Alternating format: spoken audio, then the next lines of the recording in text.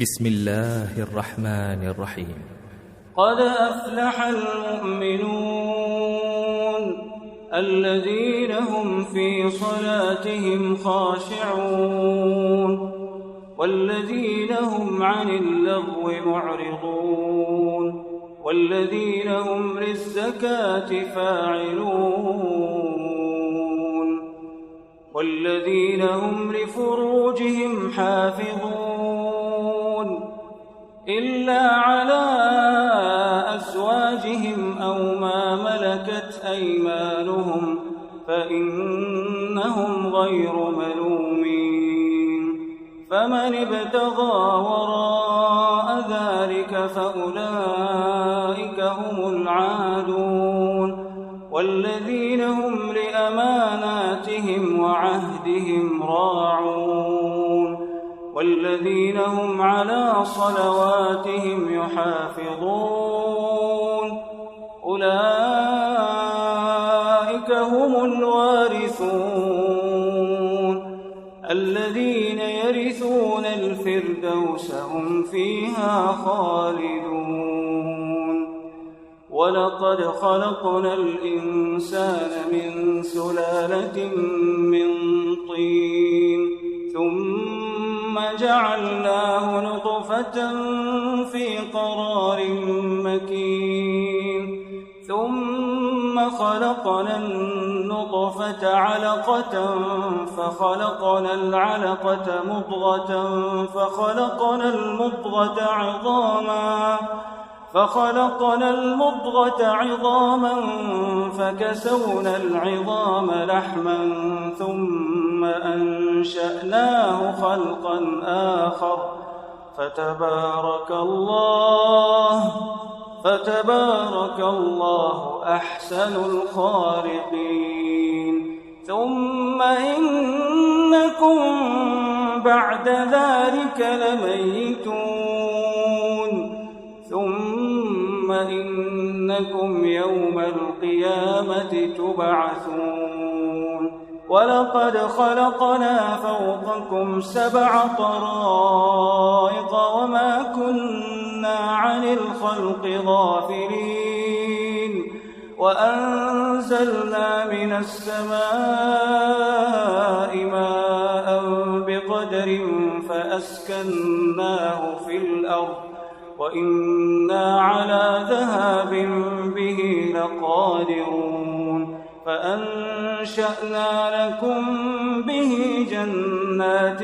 من نخيل وأعناب لكم فيها فواكه كثيرة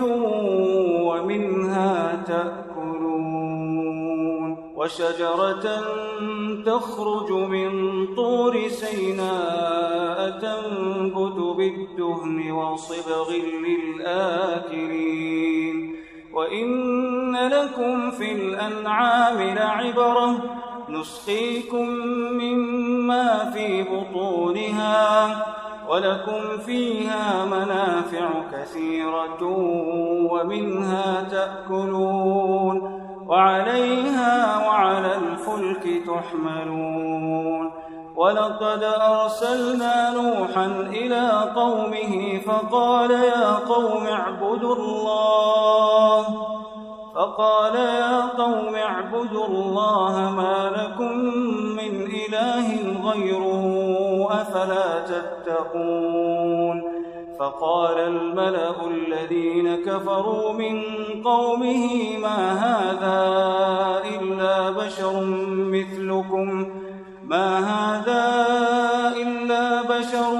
مثلكم يريد أن يتفضل عليكم ولو شاء الله لأنزل ملائكة ما سمعنا بهذا في آبائنا الأولين إن هو إلا رجل به جنة فتربصوا به حتى حين. قال رب انصرني بما كذبون. فأوحينا إليه أن اصنع الفلك بأعيننا ووحينا فإذا جاء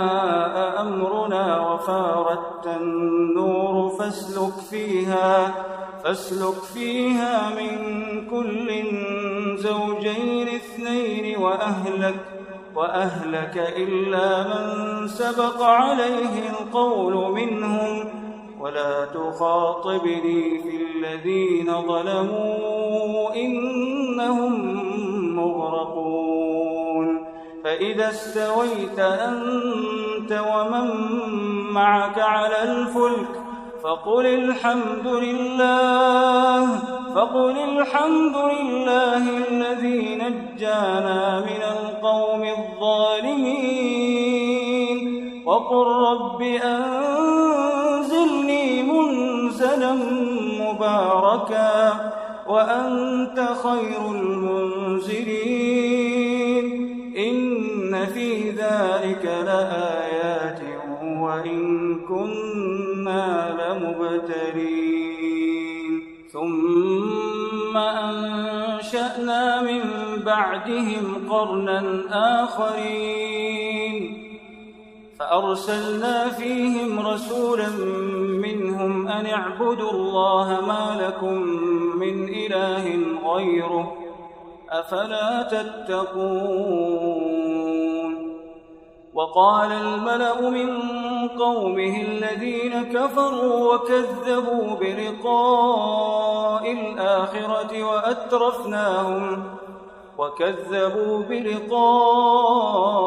الآخرة وأترفناهم في الحياة الدنيا ما هذا إلا بشر مثلكم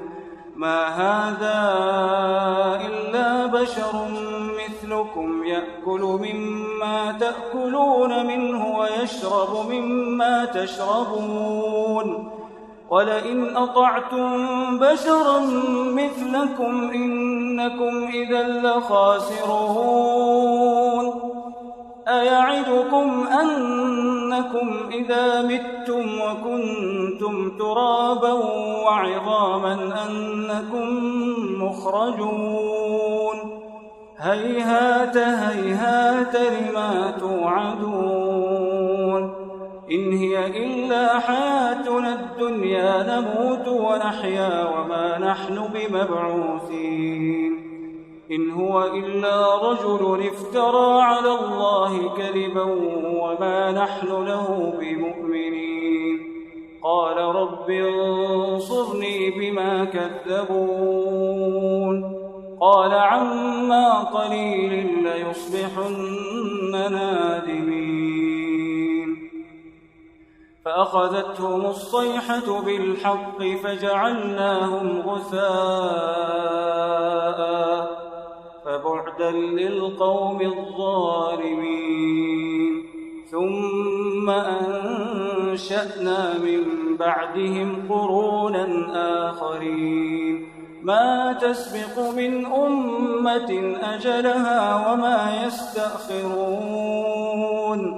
ثم أرسلنا رسلنا تترى كلما جاء أمة رسولها كذبوه فأتبعنا بعضهم بعضا وجعلناهم أحاديث فبعدا لقوم لا يؤمنون ثم أرسلنا موسى وأخاه هارون بآياتنا وسلطان مبين إلى فرعون وملئه فاستكبروا وكانوا قوما عالين فقالوا أنؤمن لبشرين مثلنا وقومهما لنا عابدون فكذبوهما فكانوا من المهلكين ولقد آتينا موسى الكتاب لعلهم يهتدون وجعلنا ابن مريم وأمه آية وآويناهما إلى ربوة ذات قرار ومعين يا أيها الرسل كلوا من الطيبات واعملوا صالحا إني بما تعملون عليم وإن هذه أمتكم أمة واحدة وأنا ربكم فاتقون فتقطعوا أمرهم بينهم زبرا كل حزب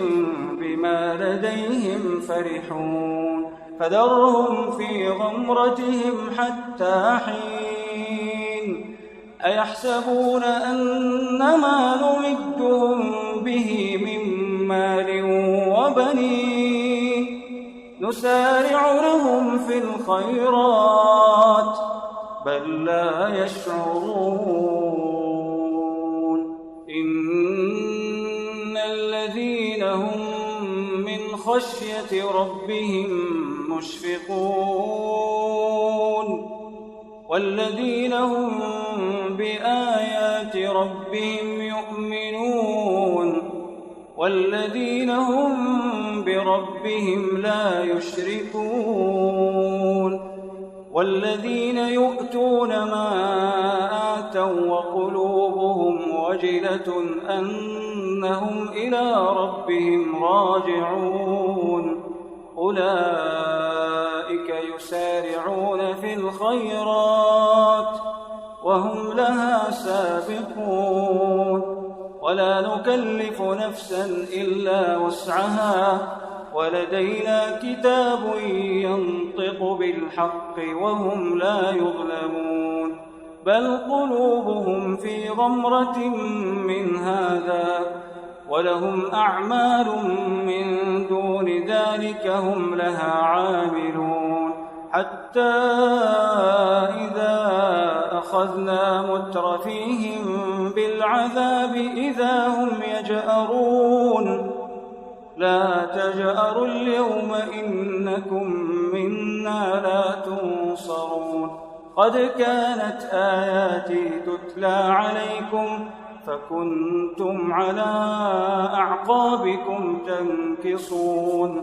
مستكبرين به سامرا تهجرون أفلم يدبروا القول أم جاءهم ما لم يأت آباءهم الأولين أم لم يعرفوا رسولهم فهم له منكرون أم يقولون به جنة بل جاءهم بالحق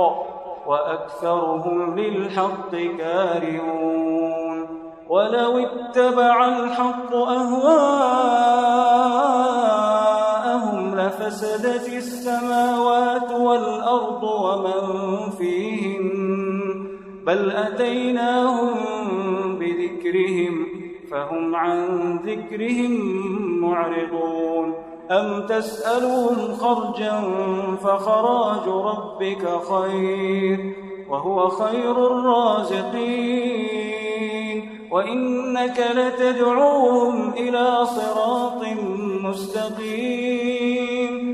وإن الذين لا يؤمنون بالآخرة عن الصراط لناكبون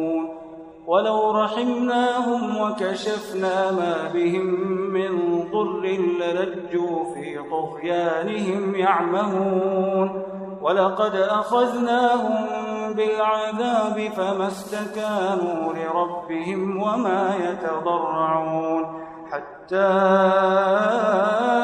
إذا فتحنا عليهم بابا ذا عذاب شديد إذا هم فيه مبلسون وهو الذي أنشأ لكم السمع والأبصار والأفئدة قليلا ما تشكرون وهو الذي ذرأكم في الأرض وإليه تحشرون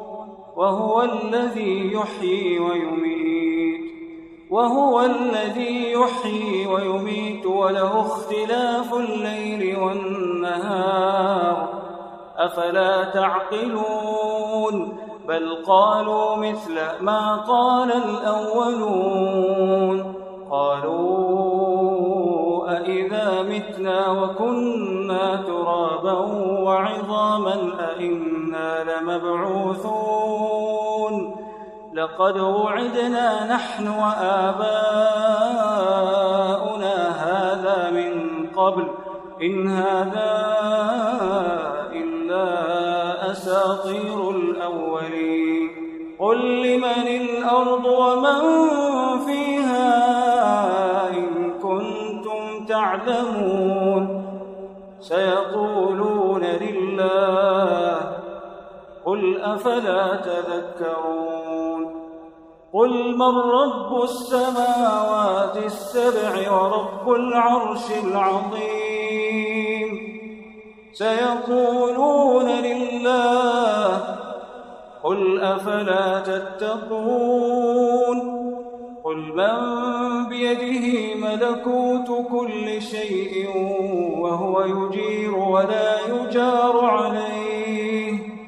وهو يجير ولا يجار عليه إن كنتم تعلمون سيقولون لله قل فأنى تسحرون بل أتيناهم بالحق وإنهم لكاذبون ما اتخذ الله من ولد وما كان معه من إله إذا لذهب كل إله بما خلق ولعلى بعضهم على بعض سبحان الله عما يصفون عالم الغيب والشهادة فتعالى عما يشركون قل رب إما تريني ما يوعدون رب فلا تجعلني في القوم الظالمين وإنا على أن نريك ما نعدهم لقادرون ادفع بالتي هي أحسن السيئة نحن أعلم بما يصفون وقل رب أعوذ بك من همزات الشياطين وأعوذ بك رب أن يحضرون حتى إذا جاء أحدهم الموت قال رب ارجعون لعلي أعمل صالحا فيما تركت كلا إنها كلمة هو قائلها ومن ورائهم برزخ إلى يوم يبعثون فإذا نفخ في الصور فلا أنساب بينهم يومئذ ولا يتساءلون فمن ثقلت موازينه فأولئك هم المفلحون ومن خفت موازينه فأولئك الذين خسروا أنفسهم في جهنم خالدون تلفح وجوههم النار وهم فيها كارحون ألم تكن آياتي تتلى عليكم فكنتم بها تكذبون قالوا ربنا غلبت علينا شقوتنا وكنا قوما ضالين ربنا أخرجنا منها فإن عدنا فإنا ظالمون قال اخسئوا فيها ولا تكلمون إنه كان فريق من عبادي يقولون ربنا آمنا فاغفر لنا وارحمنا وأنت خير الراحمين فاتخذتموهم سخريا حتى أنسوكم ذكري وكنتم منهم تضحكون إني جزيت جزيتهم اليوم بما صبروا أنهم هم الفائزون. قال كم لبثتم في الأرض عدد سنين؟ قالوا لبثنا يوما أو بعض يوم فاسأل العادين. قال إن لبثتم إلا قليلا لو أنكم كنتم تعلمون. أفحسبتم أنما خلقناكم عبثا وأنكم إلينا لا ترجعون. فتعالى الله الملك الحق لا إله إلا هو رب العرش الكريم. ومن يدع مع الله إلها آخر لا برهان له به فإنما حسابه عند ربه إنه لا يفلح الكافرون. وقل رب اغفر وارحم وأنت خير الراحمين. بسم الله الرحمن الرحيم. سورة أنزلناها وفرضناها وأنزلنا فيها آيات بينات لعلكم تذكرون. الزانية والزاني فاجلدوا كل واحد منهما 100 جلدة ولا تأخذكم بهما رأفة في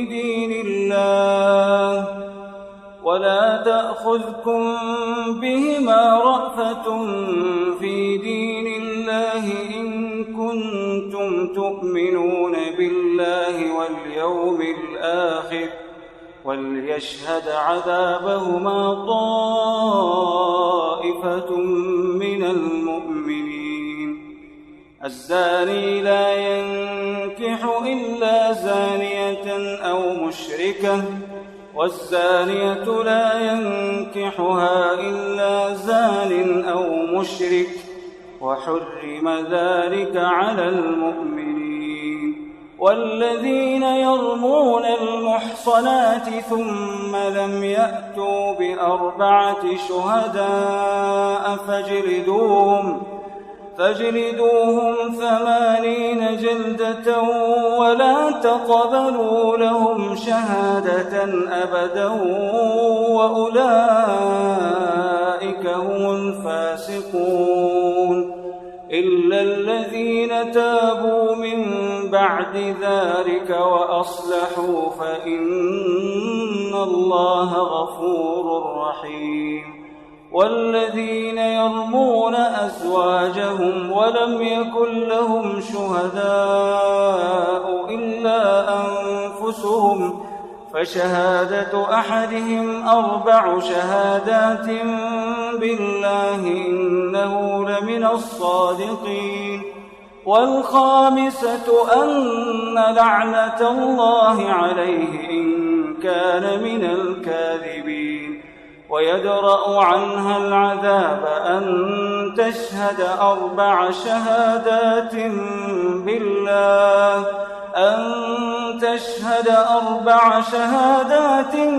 بالله إنه لمن الكاذبين. والخامسة أن غضب الله عليها إن كان من الصادقين. ولولا فضل الله عليكم ورحمته وأن الله تواب حكيم. إن الذين جاءوا بالإفك عصبة منكم لا تحسبوه شرا لكم بل هو خير لكم لكل امرئ منهم ما اكتسب من الإثم والذي تولى كبره منهم له عذاب عظيم. لولا إذ سمعتموه ظن المؤمنون والمؤمنات بأنفسهم خيرا وقالوا هذا إفك مبين لولا جاءوا عليه ب4 شهداء فإذ لم يأتوا بالشهداء فأولئك عند الله هم الكاذبون ولولا فضل الله عليكم ورحمته في الدنيا والآخرة لمسكم فيما أفضتم فيه عذاب عظيم إذ تلقونه بألسنتكم وتقولون بأفواهكم ما ليس لكم به علم وتحسبونه هينا وهو عند الله عظيم ولولا إذ سمعتموه قلتم ما يكون لنا أن نتكلم بهذا سبحانك هذا بهتان عظيم يعظكم الله أن تعودوا لمثله أبدا إن كنتم مؤمنين ويبين الله لكم الآيات والله عليم حكيم إن الذين يحبون أن تشيع الفاحشة في الذين آمنوا لهم عذاب أليم في الدنيا والآخرة والله يعلم وأنتم لا تعلمون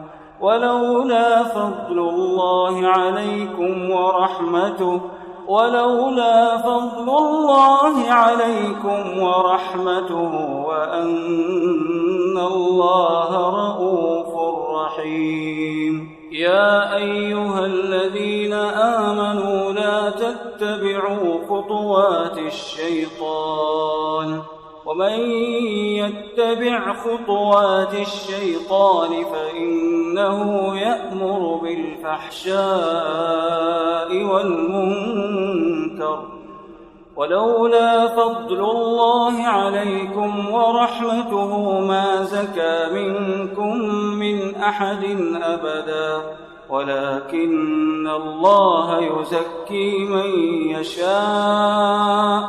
والله سميع عليم ولا يأتل أولو الفضل منكم والسعة أن يؤتوا أولي القربى والمساكين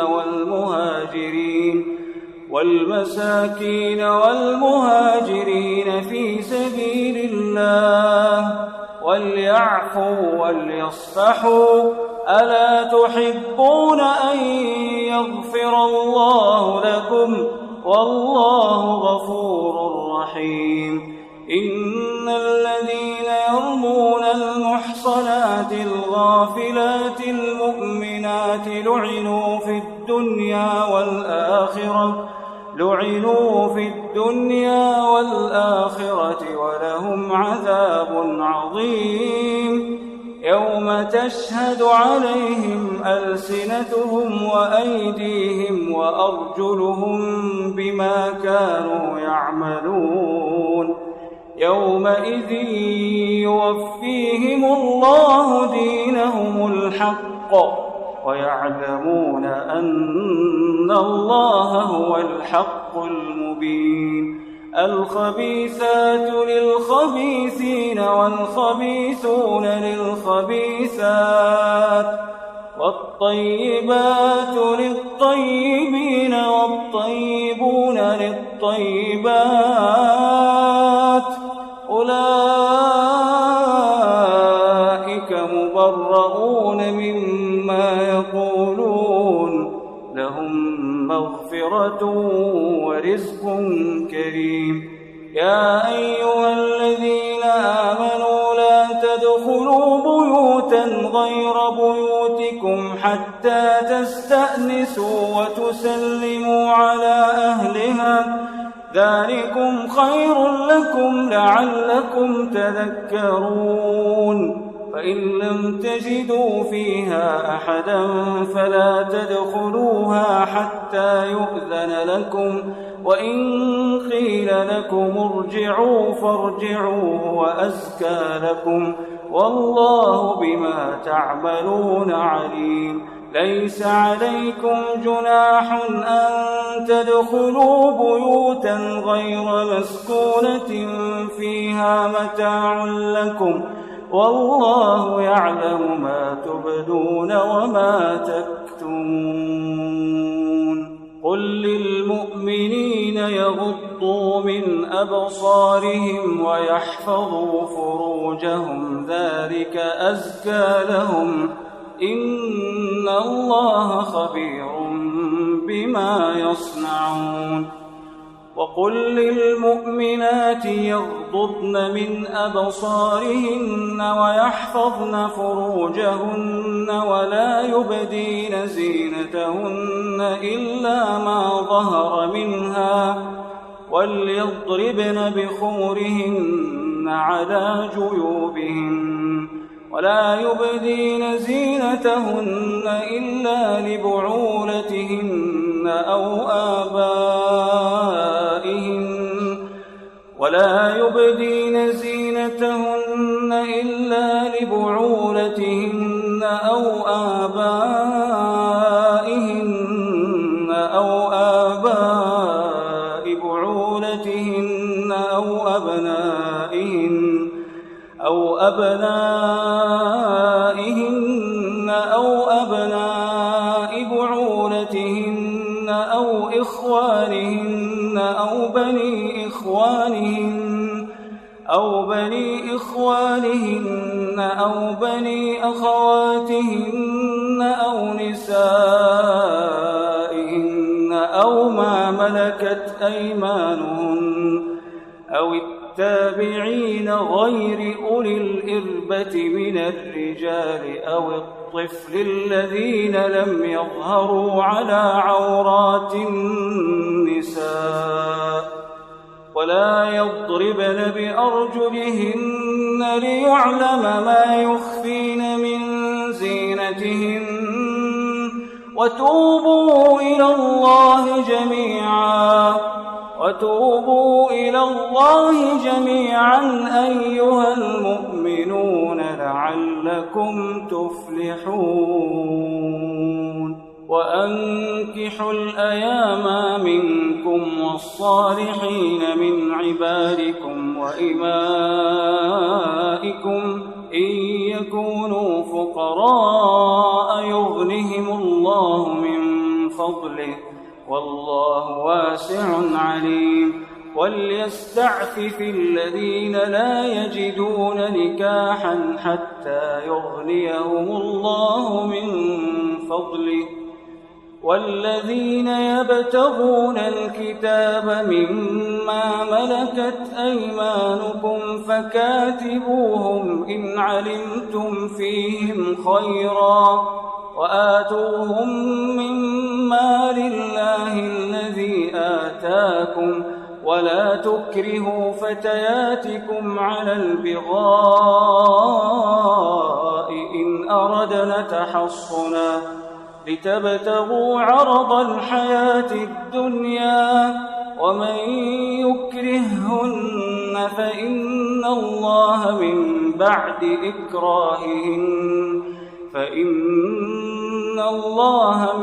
بعد إكراههن غفور رحيم ولقد أنزلنا إليكم آيات مبينات ومثلا من الذين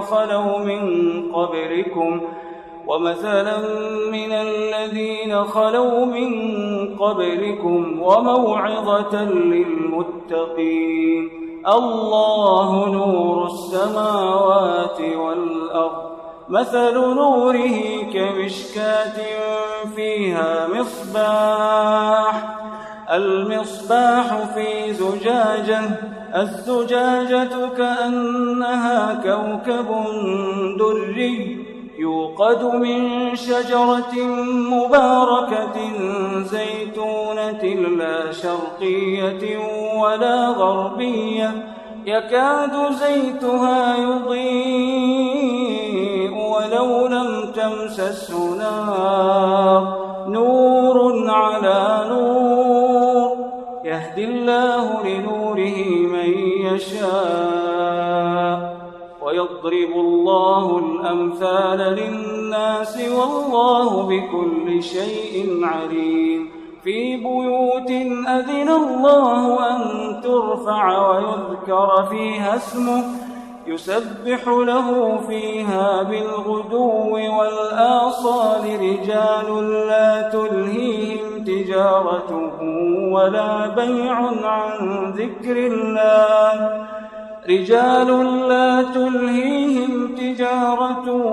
ولا بيع عن ذكر الله وإقام الصلاة وإيتاء الزكاة يخافون يوما تتقلب فيه القلوب والأبصار ليجزيهم الله أحسن ما عملوا ويزيدهم من فضله والله يرزق من يشاء بغير حساب والذين كفروا أعمالهم كسراب بقيعة يحسبه الظمآن ماء حتى إذا جاءه لم يجده شيئا ووجد الله عنده فوفاه حسابه والله سريع الحساب أو كظلمات في بحر لجي يغشاه موج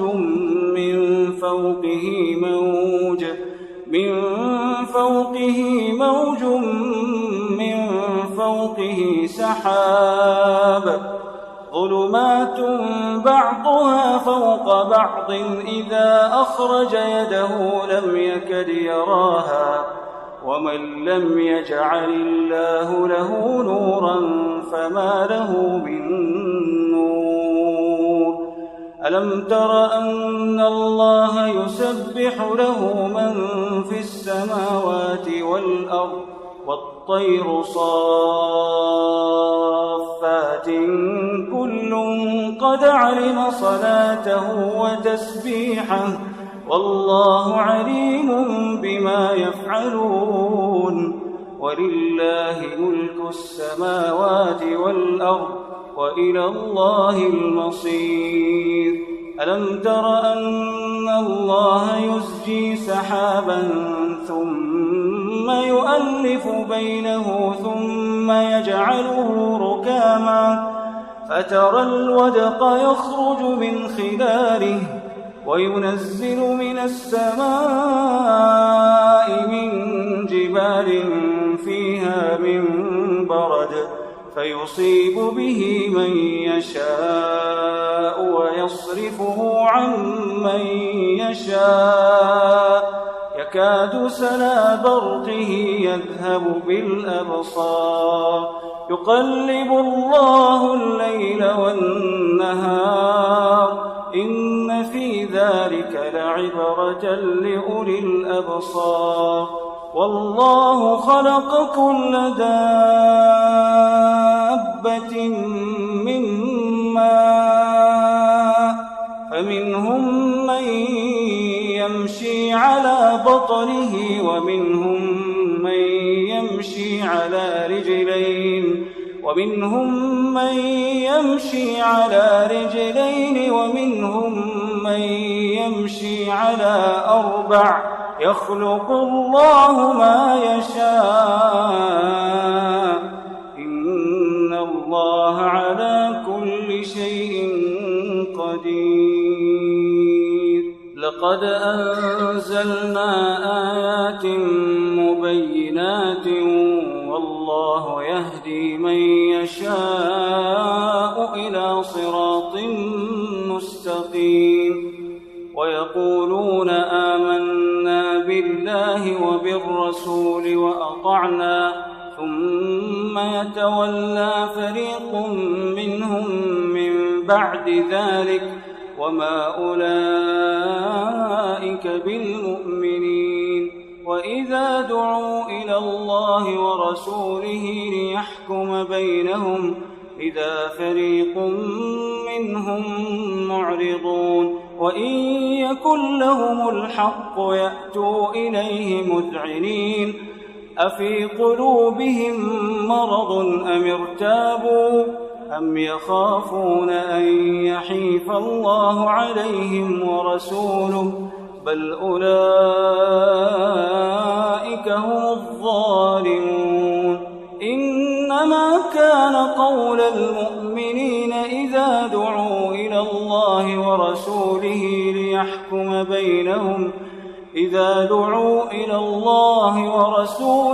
ليحكم بينهم أن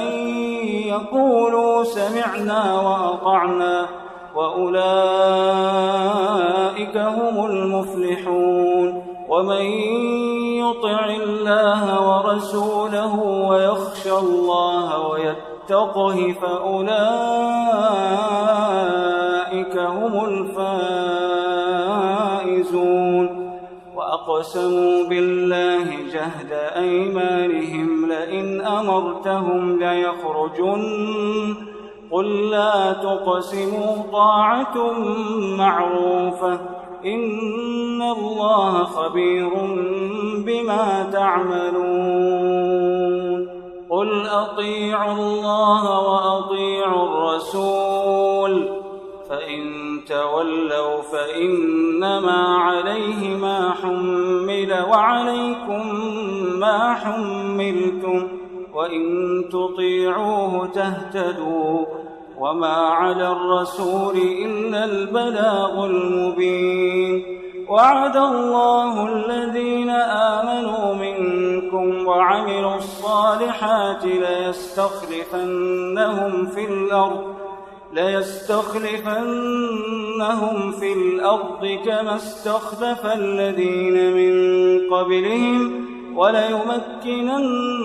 لهم دينهم الذي ارتضى لهم وليبدلنهم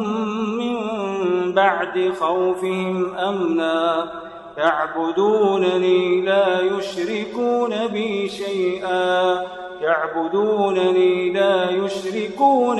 شيئا ومن كفر بعد ذلك فأولئك هم الفاسقون. وأقيموا الصلاة وآتوا الزكاة وأطيعوا الرسول لعلكم ترحمون. لا تحسبن الذين كفروا معجزين في الأرض ومأواهم النار ولبئس المصير. يا أيها الذين آمنوا ليستأذنكم الذين ملكت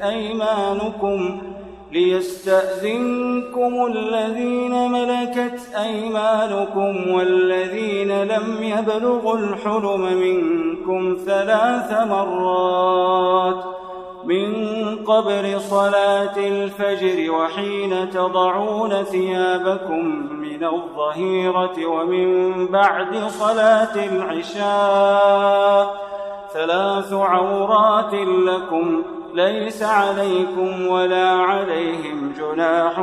بعدهن طوافون عليكم بعضكم على بعض كذلك يبين الله لكم الآيات والله عليم حكيم. وإذا بلغ الأطفال منكم الحلم فليستأذنوا كما استأذن الذين من قبلهم كذلك يبين الله لكم آياته والله عليم حكيم. والقواعد من النساء اللاتي لا يرجون نكاحا فليس عليهن جناح أن يضعن ثيابهن غير متبرجات بزينة وأن يستعففن خير لهن والله سميع عليم. ليس على الأعمى حرج ولا على الأعمى الأعرج حرج ولا على المريض حرج ولا على أنفسكم أن تأكلوا من بيوتكم أو بيوت آبائكم أو بيوت أمهاتكم أو بيوت إخوانكم أو بيوت أخواتكم أو بيوت أعمامكم أو بيوت عماتكم أو بيوت أخوالكم أو بيوت خالاتكم أو ما ملكتم مفاتحه أو صديقكم. ليس عليكم جناح أن تأكلوا جميعا أو أشتاتا، فإذا دخلتم بيوتا فسلموا على أنفسكم تحية من عند الله مباركة طيبة، كذلك يبين الله لكم الآيات لعلكم تعقلون. إنما المؤمنون الذين آمنوا بالله ورسوله وإذا كانوا معه على أمر جامع لم يذهبوا حتى يستأذنوه. إن الذين يستأذنونك أولئك الذين يؤمنون بالله ورسوله، فإذا استأذنوك لبعض شأنهم فأذن لمن شئت منهم واستغفر لهم الله، إن الله غفور رحيم. لا تجعلوا دعاء الرسول بينكم كدعاء بعضكم بعضا، قد يعلم الله الذين يتسللون منكم لواذا، فليحذر الذين يخالفون عن أمره أن تصيبهم فتنة أو يصيبهم عذاب أليم. ألا إن لله ما في السماوات والأرض، قد يعلم ما أنتم عليه، ويوم يرجعون إليه فينبئهم بما عملوا، والله بكل شيء عليم. بسم الله الرحمن الرحيم. تبارك الذي نزل الفرقان على عبده ليكون للعالمين نذيرا، الذي له ملك السماوات والأرض ولم يتخذ ولدا ولم يكن له شريك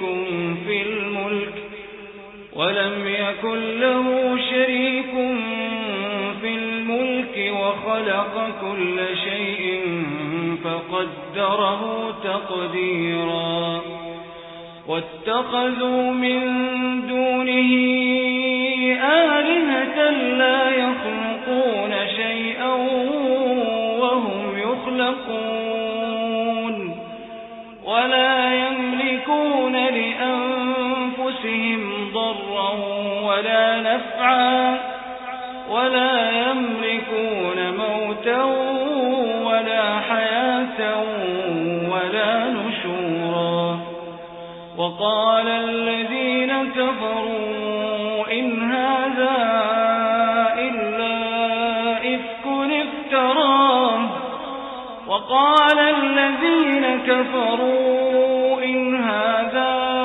إلا إفك افتراه وأعانه عليه قوم آخرون، فقد جاءوا ظلما وزورا. وقالوا أساطير الأولين اكتتبها فهي تملى عليه بكرة وأصيلا. قل أنزله الذي يعلم السر في السماوات والأرض، إنه كان غفورا رحيما. وقالوا ما لهذا